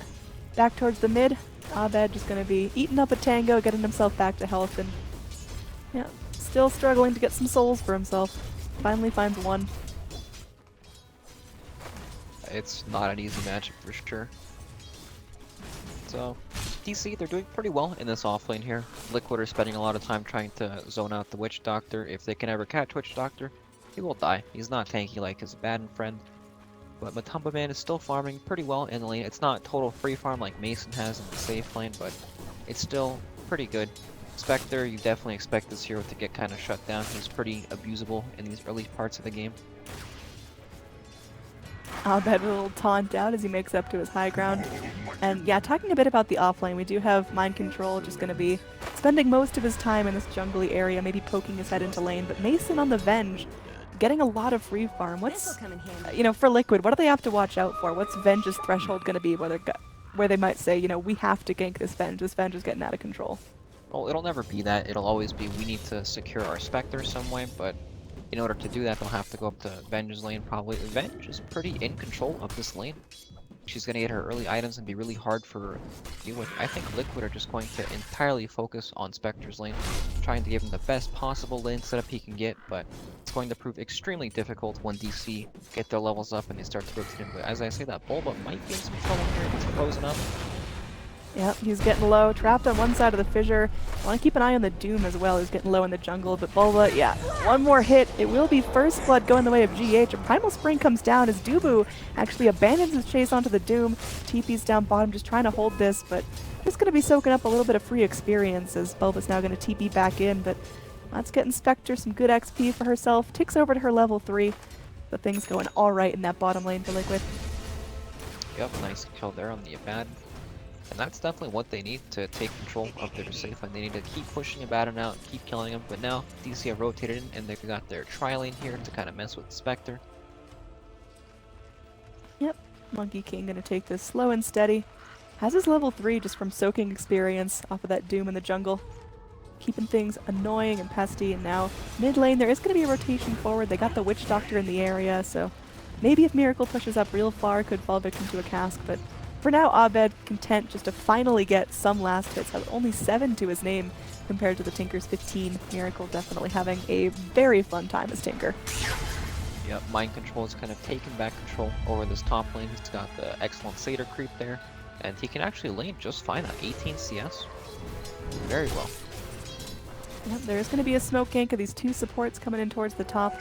We'll see if this is going to be fruitful here, as again, Doom, even at only level 4, is still pretty hard to kill. So, dude, we're going to be moving forward. They start things off with the Venge done. They got the Wave of Terror as well, cutting through his armor, and now they just got to keep him in place. Don't have any more damage spells, but the right clicks are going to be enough. Meanwhile, yeah, that's all they need. Down bottom. Bulba potentially going to go down here again, is only level 3. Fissure traps him back. Crystal Maiden coming in from the back, looking for the Frostbite, but is going to have to retreat as he's taken too many tower shots, so it looks like Bulba might get off with a warning this time. Or not, as Crystal Maiden runs right back in. They go for the Nova, they get the Frostbite off, and now there will be a TP in from the Witch Doctor. They want to try to hold this. Fissure comes in, clips onto both, and Bulba's going to be able to chase back the heroes for now. Really trying hard to keep this Abaddon in check down here. But nice TP in, saves him pretty much. The Abed, he's off to quite the rocky start. Tinker, not a fun matchup as we said earlier. And it just gets worse and worse as the levels get up on the Tinker, and he pretty much will want to head out into the jungle. And once that happens, DC might lose some pressure in their off lane. Doom is actually level 4 right now. Very high. Radiant's middle tower is under attack. Yeah, he's been hanging around. He really kept on top of the Doom when the Doom was farming the jungle, which is where he got a lot of his experience. Doom, about 5.5 now, getting pretty close to that level 6. Can Mind Control go for a solo kill once he picks that up, or is it not going to be powerful enough? It's probably not going to be powerful. He might come down. Yeah, Boundless Strike comes in, Jingu Mastery's up, and one more hit means Mason secures his first kill of the game. They're going to transition right into tower pressure. We got a TP in coming from Kuroki, just holding everyone back with his Q, but it's going to be, again, good pressure coming out of DC's top lane. Mid lane looks real good for Liquid. The Tinker got what he needed, and Abed is still a little bit crippled. And bot lane, Bulba, he went down once, but there is still some good pressure onto the Spectre. She's not feeling free. Yep, especially with that CM rotating top lane. They know if showed up there. Pretty much free reign for them. Coconuts bouncing around. I mean, what's going to be the go point here? Clearly DC have a lineup that want to get active and want to push early. What are they waiting for? Is it levels? Is it going to be first round items? They pretty much want to take control of the safe lane, and then once that frees up, then that means Monkey King can freely rotate down to the bottom lane. Venge can also follow, and they'll look to make some play in the abandoned lane, so they can try to kill the Spectre, force him out, and break open the tower. But for now, they just need to keep scaling, getting the levels. Team Liquid are doing a good job at defending their offlane tower. The tower is still very, very healthy. Doom has good levels. He did go down there, but he was trying to pull the creeps off so he wouldn't get denied a bunch of experience. Probably the worst thing. Oh, mid lane though, Miracle going in for the solo kill. Goodbye. Oh, jeez. Yeah, okay, Miracle just goes right in. Abed really having a tough time here. Miracle just going to keep bottling up as we are missing kills left and right. I apologize on that as Mind Control just lets loose here. Again, only level 5. Doesn't even need to spend Doom for that. Just going to be a quick pick on the Monkey King. So all of a sudden, Liquid picking up some momentum. Mid lane, they've got GH postured up, going in for that aggressive fissure. Witch Doctor potentially could be trapped out here, although with Shadow Fiend TPing back in, they've got to get this kill quickly, and it looks like they will be able to do so. Max Point and Laser just chunks him right down. We got 2 early kills on our Tinker already. Yep. That's a really good start. I mean, a farm Tinker is nothing to sneeze at. He can come online pretty early, and Abed is just having a really tough time up here in this mid. Up. First Haunt gonna be going in. There is a Doom on the Venge. She can't turn things around with a stun. She's just running for her life. The Spectral Dagger on top of her, and she's just gonna get sit back and chained up. Finally, this Venge will go down. Demon's gonna be burning as well. And well, Dubu jumps forward looking for something, but it's just gonna be him versus the world. They got the Jingu Mastery up, but yep. Miracle, meanwhile, continues his kill onto Abed. Abed is just chain dying here, and Miracle's off to a great start. Smoke gank up, and this is gonna be pretty big. Bulba gets some space down bottom to push, but there will be a TP back forward from Mind Control. He's going to be salving up and right back to pressuring this lane. This Doombringer here was extremely strong at this stage of the game. 1100 HP. He's got a ton of health regen from that Scorched Earth, and he can run at everything right now. Yeah, kind of beating the bat into his own game. Yeah, exactly. And in the mid lane, we have the Tinker pretty much dominating the mid lane right now. SF does not want to be in this, especially with the Roaming Shaker. Even Haunt can come out to come kill him. He just wants to push the wave out, farm up the jungle. But I don't know if DC want that to happen because they want to keep pressure on all these lanes so these supports can kind of move around. Venge needs some lane to be strong so she can TP in to reinforce it and play off that. Down bottom, we are going to have a Primal Spring jumping forward. Kuroki is super low and does get killed off by that Boundless Strike. It's just a lowly Crystal Maiden, though. They might be able to turn this into a Tier 1 tower, but it looks like there will be a TP up, because they want to defend this. Earthshaker coming forward, the rest of Liquid trying to get in there and get aggressive. And they're just going to be able to zone him back as Tinker TP's in. Already with Boots of Travel. Man, this guy is farmed. 9 minutes in. He's ready to leave his lane and continue that pressure. Yep, he's only got 1 level in his March right now, so he won't be farming extremely fast, but it's still so annoying for Tinker just to casually Boots of Travel into your lane, nuke you over and over. Yeah. I mean, how do you control this Tinker right now? It seems like Miracle with that max level laser is the burst damage that Liquid so desperately need. You see there, 1 laser takes Abed down to half. Yeah. Tough to deal with. But later on in the game, they'll have things like Bench Swamp. Monkey King gives vision over the trees, so hopefully they can use some of these tools to kind of set up on him. Abaddon also here that can kind of just charge through the march and not really worry about it, but Liquid are doing extremely well in all their lanes right now. There were a couple deaths early on, mainly on the Doom, but now Doom working towards his hand of Midas. He's got his early levels. Once Doom gets these levels, he gets so tanky so quickly, and I don't know. They just have what they need right now. Yeah, Mind Control just chasing back Bulba. I don't think there's any real death coming out there. Here we go. There is going to be Haunt coming forward. Yeah, that is a very dead Shadow Fiend. Abed, he just can't stay alive. They are focusing so many resources to deal with him. Meanwhile, bottom lane, Bulba just completely forced back. Did have to spend his borrowed time as Mind Control. It's just all up in it. TP gets canceled by the Boundless Strike, and it looks like Mind Control has met his match here. Jinku Mastery comes out. Is he actually juking this right now? Dubu gets vision back and will jump down the Primal Spring. Does him in. Bulba finally able to find that kill, but that was a little bit close for comfort there. Yep, definitely. Of course, there's tons of TP rotations. Not the worst thing in the world. He was running under the tower, forcing Bulba back. Does pay with his life for it, but in the end, but they're not too upset about that. You know, the rest of the heroes are farming. Crystal Maiden has her level 6 right now. Earthshaker has some alone time in the top lane. That is Arcane Boots working towards the Blink Dagger. And we expect Vengeful Spirit to be one of these heroes that makes the rotation right away, but Venge pretty much confined to this top lane. Definitely not something he would prefer, but it's the way the game's playing out right now. Yep, definitely the Midas Major here, as pretty much everyone has one queued up.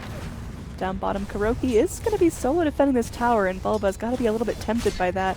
Very, very squishy Crystal Maiden, but Bulba can't get too crazy without the help of his teammates. There will be a smoked up Monkey King, now with his level 6 available.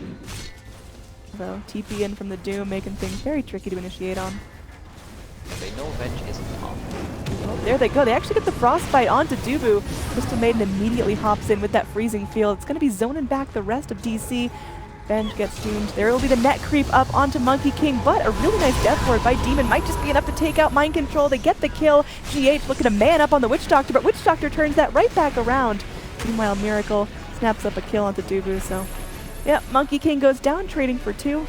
Beating that Tinker, though, is so dangerous now. He's really getting the streak going for himself. 4-0. Tinker and Spectre at the top of the net worth charts, exactly where they want to be. Spectre is so farmed actually at 1700 gold already at this stage of the game. Very dangerous. Yeah, look like she is going in for that Radiance. Not going to play the more, get online fast build of the Vanguard Diffusal, but she thinks she can get the Radiance at a really viable time, and based on how the game is going for her so far, that's absolutely true. Yep, should come out at a pretty good time this game. DC make a move to the bottom lane, but it's a bit spotted because of Team Liquid. They have a ward up top, and that spots that, hey, Venge isn't here, they're going to make a rotation down there. Kuroki places a ward out in front of the tower, sees the rotation, and they take a fight. They do lose too, but the goal that DC want is they want that tower. They want to be able to take control of this map, open up their map, and then it gives them more places on the map to farm, but they're unable to do it. Tower is under attack. Yep, Tinker, meanwhile, gets 3 points up in his March of Machines. He's having some fun pushing in this top lane solo. Abed gonna be scouted out here. This poor guy, he's just trying to live so hard. He's got 3 deaths already. GH dropping the fissure, and it looks like Abed will be left to his own devices here. He has picked up max souls, so the next Necromastery finally doing some work for him, getting some more damage. Should be able to start his steady climb back into the game, still much lower on the net worth chart than you'd expect from him. Down bottom, TP in. Bulba could be in some trouble there. Kuroki just going to be moving forward. Look at the damage coming out. The burst is crazy right now in Liquid. Bulba's ult now evaporated down for a minute. Mason's going to be rotating in, looking to get aggressive here. Just Midasing a creep. Going to be just biding his time as the March of the Machines start to roll forward. Yep, that's so unfortunate. Comes down to rotate, looking for a play, and then the wave just gets... Double damage Doom in the mid lane. Demon may be looking to initiate with Paralyzing Cask, but Mind Control, Spidey Senses tingling, just backs off to safety. And DC, they just can't find any openings here. Liquid are playing so safe, and they've laned this near perfectly. This lane's going extremely well for them now. And DC, they should feel really pressured. You know, they need to make the moves happen. They need to force these towers down, but every time it happens, Tink there to march it out. So, I mean, what does this look like if the game pace continued just like this? It seems like Liquid, they got the lanes that they needed. DC having a couple of failed ganks. They've got some kills to their name, but Tinker's still getting out of control. Spectre's farming incredibly quickly. How did DC turn this around? DC need to try to do what they're doing now. They're grouped up, looking for these kills on the tower conversion. They're probably gonna fall here. Wow, And sparing now no this tower, expense. yeah, this tower has been completely surrounded, and this is the kind of tower Tinker can't do. Once it's been surrounded like that, it's way too dangerous from the beginning to try to march it out. This is how DC will start their game going. But of course, Spectre is so close to that relic army. 3,000 gold at 16 minutes in the game. And they're just gonna trade towers. Yep, tier 1 for tier 1. Still some really good net worth going the way of Liquid. You got top 2 on the chart here. I mean, usually Spectre takes a little bit more time to top the chart than this. She's already 6,500 net worth at 16 minutes. Like you mentioned, Relic Gold's getting very, very close. And, I mean, we're probably looking at like a 22 minute Radiance if she keeps up this pace. Sounds about right. And as it looks right now, there's just... DC will not have the items or the farm, or like the levels at all to deal with this Radiance Haunt. Witch Doctor pretty much just sitting on his boots, Raindrops, TP, Monkey King, same story, trying to build up to that Midas. Even Venge isn't that tanky yet, Shadow Fiend. Haunt is gonna do so much damage. Pretty much only the Abaddon is really safe from it. I don't know, this looks pretty grim at the pace it's going right now. Yep. I mean, DC could definitely still blast this open with a couple of nice team fights, a couple of nice rotations. If they kill off the Tinker once or twice, if Spectre has a couple failed ganks, if they can burn some ultimates. I mean, DC are definitely still in this. I don't want to count them out just yet at 17 minutes, but it's a much trickier game to execute now that their lanes went a little poorly. Yeah, they're definitely not out, but the clock is ticking. Yeah. I mean, what's going to be the cutoff point? What's the point where it's going to be like, all right, DC just can't get anything. Liquid can just run them over. If they lose the team fight when Radiance Haunt comes out, I think. Now, so that point's coming up pretty quickly there. Spectre already with Relic Gold now, just needs about 1,000 to finish off that Radiance, and it's going to get pretty nasty. Matumba Man got a lot of freedom here. 3-0-2 on the Spectre, already with an urn. Got the phase boots, the poor man shield, and yeah, Radiance not too far off as Miracle just goes in behind the tower. They will end up trading. As, wow, that was an optimistic TP from the Venge. Matumba Man finishes her off with one hit. So Nice Haunt there, pretty much lets them get the 2-for-1 trade. yep, I mean, getting down the Tinker is super important, but trading for Mason's Venge is not exactly what you want to do either. Vengeful That's right. Spirit, at least. They killed the decoy. The real carries here. Regen Rune denied by Demon, making sure no one's getting healthy. Now Bulba just charging through the forest, gonna get lots of pings from his teammate.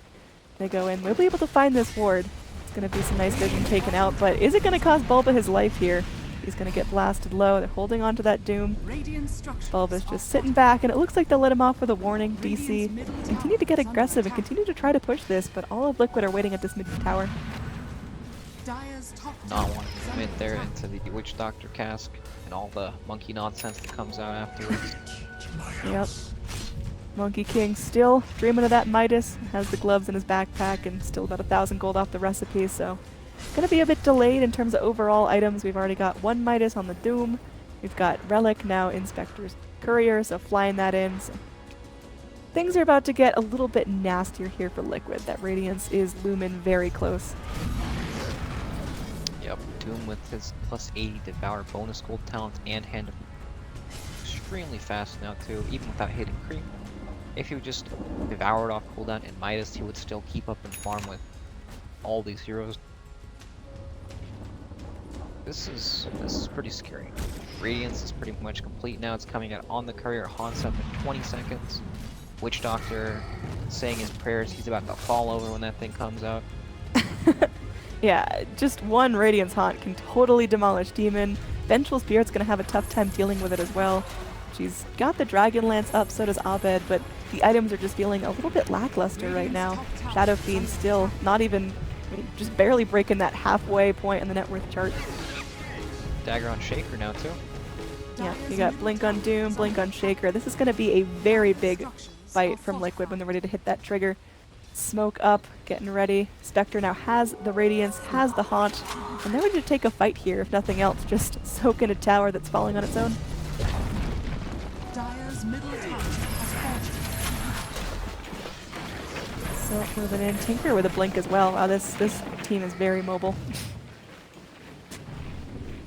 Not a whole lot of catch when beside the Monkey, but Monkey, I'm sure he'll be sitting on the sideline waiting for Tinker the entire time. But if that Hawk comes out again when they go on Tinker, it could be very, very dangerous. Oh, Abed. He's going out for the rune, but as soon as he retreats, he's going to walk right into these heroes. There's going to be the first Radiance Haunt going in. They top it off with a Blink Echo Slam. Yeah, this is exactly what Liquid wanted. Bulba now trapped under his own shrine. Dubu running back as well. Bulba has to pop his ult just because of the urn. There will be a Wukong's command trying to zone everyone back. Spectre taking some damage. Dubu just kind of skirting around the edge of the circle, but will be killed off regardless. It's going to be an 0 for 3 as they're going to keep chasing down Bulba. A heat-seeking missile not quite going to do the job, but a blink in from Mind Control with that Infernal Blade will be able to get it done. Mind Control TP's out. Everyone going to be safe on the side of Liquid as there are 4 casualties on DC. It's looking like DC are just losing a lot of steam as this game moves into the mid-game. Yep, that was 4 kills when the Haunt came out. Nobody on Liquid died at all. I guess DC do have Roshan potential. You know, perhaps they could smoke up and just run at Roshan, because DC or Team Liquid don't have any cooldowns right now. They used all their ultimates to take that team fight. That's perhaps the only opening I see for them right now, but it doesn't look like they're going to take it. I don't know. This is tough. This is what you're thinking about. It's the next game. Yeah, again, DC have that 1 game advantage, so it's not all on the line here. They still get 1 game to redeem themselves if they can't bring this one back, but well, they're not tapping out till the bitter end. But looking at that net worth, it is just spiking. And this is on the back of a Spectre and a Tinker that are getting absurdly farmed and show no signs of slowing down. Building into that Crimson Guard, just trying to tank up as much as possible, play that frontline role. Tinker now has the Aghanim Scepter queued up, so gonna make that laser even more lethal in these team fights. It just seems like DC, they had a really clear game plan when they picked this draft. They wanted to get mobile, they wanted to have successful lanes and early rotations, and that just didn't happen. Yeah, it just didn't work out. Liquid had a lot of control over their safe lane. They were able to kill off the Abaddon. Mid lane was extremely rough for Abed, and they couldn't really help him too much. He kind of just had to do his own thing. And then Doom, once he got levels, he was actually very scary in the offlane. Doom and Crystal Maiden able to pretty much kill anyone in that. Yeah, it feels like Mind Control kind of tried to play on this Doom the same way an Abaddon would, and it's being more successful than the Abaddon right now. Abba has his own Radiance queued up, but wow, they are going all in for this. Spectre's going to be getting ready to go. Monkey King just jumping away. There's a Doom spent out on Mason's Vengeful Spirit. This core Venge just feels like a support. Feels so flimsy right now. There will be a TP out. Dubu gets back to safety. They aren't able to go and get vision for that Frostbite, but still, Liquid now get free pressure into this lane. Probably going to be able to turn it into the full tier 2 tower. But Matumba Man just sitting back, farming casually, and already has that Manta queued up as his next item. Yep, he's accelerating through his items extremely quickly right now. Tinker may get caught here. Monkey can jump on it too, but there's not a lot of tank to march, not a lot of HP on him. They just can't do a whole lot, I guess. Abaddon is getting close to his Radiance at least. Almost at the Relic for now. Yeah, I mean, how much can this Abaddon Radiance change this up? If he's sitting with his teammates, if he's soaking up damage, if he's proccing missed chances, is that enough to get DC back in this? Alone it's not, but it's definitely something. Gonna go in their favor. I'm looking for things that can potentially help them get to that level where they can take fights, and they're very, very far away from that for now, but Radiance is definitely a step in the right direction.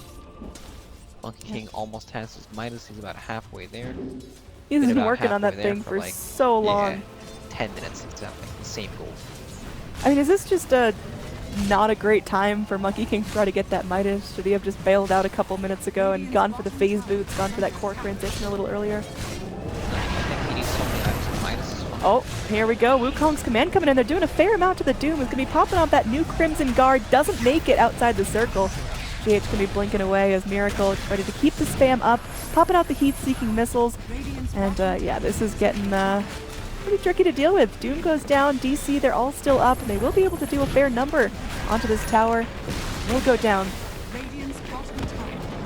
Jump back in from Dubu.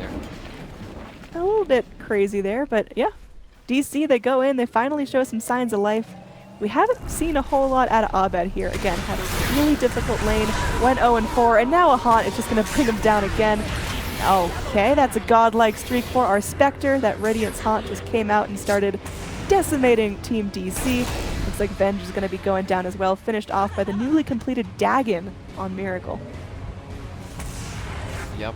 DC, they actually, it was a nice maneuver from them. They forced the bottom tower. Liquid wanted to defend. Without their ultimates, hoping they could get away with it, but Dubu, hiding in the trees there, was able to give vision of it, and they just ported into a Wukong's command.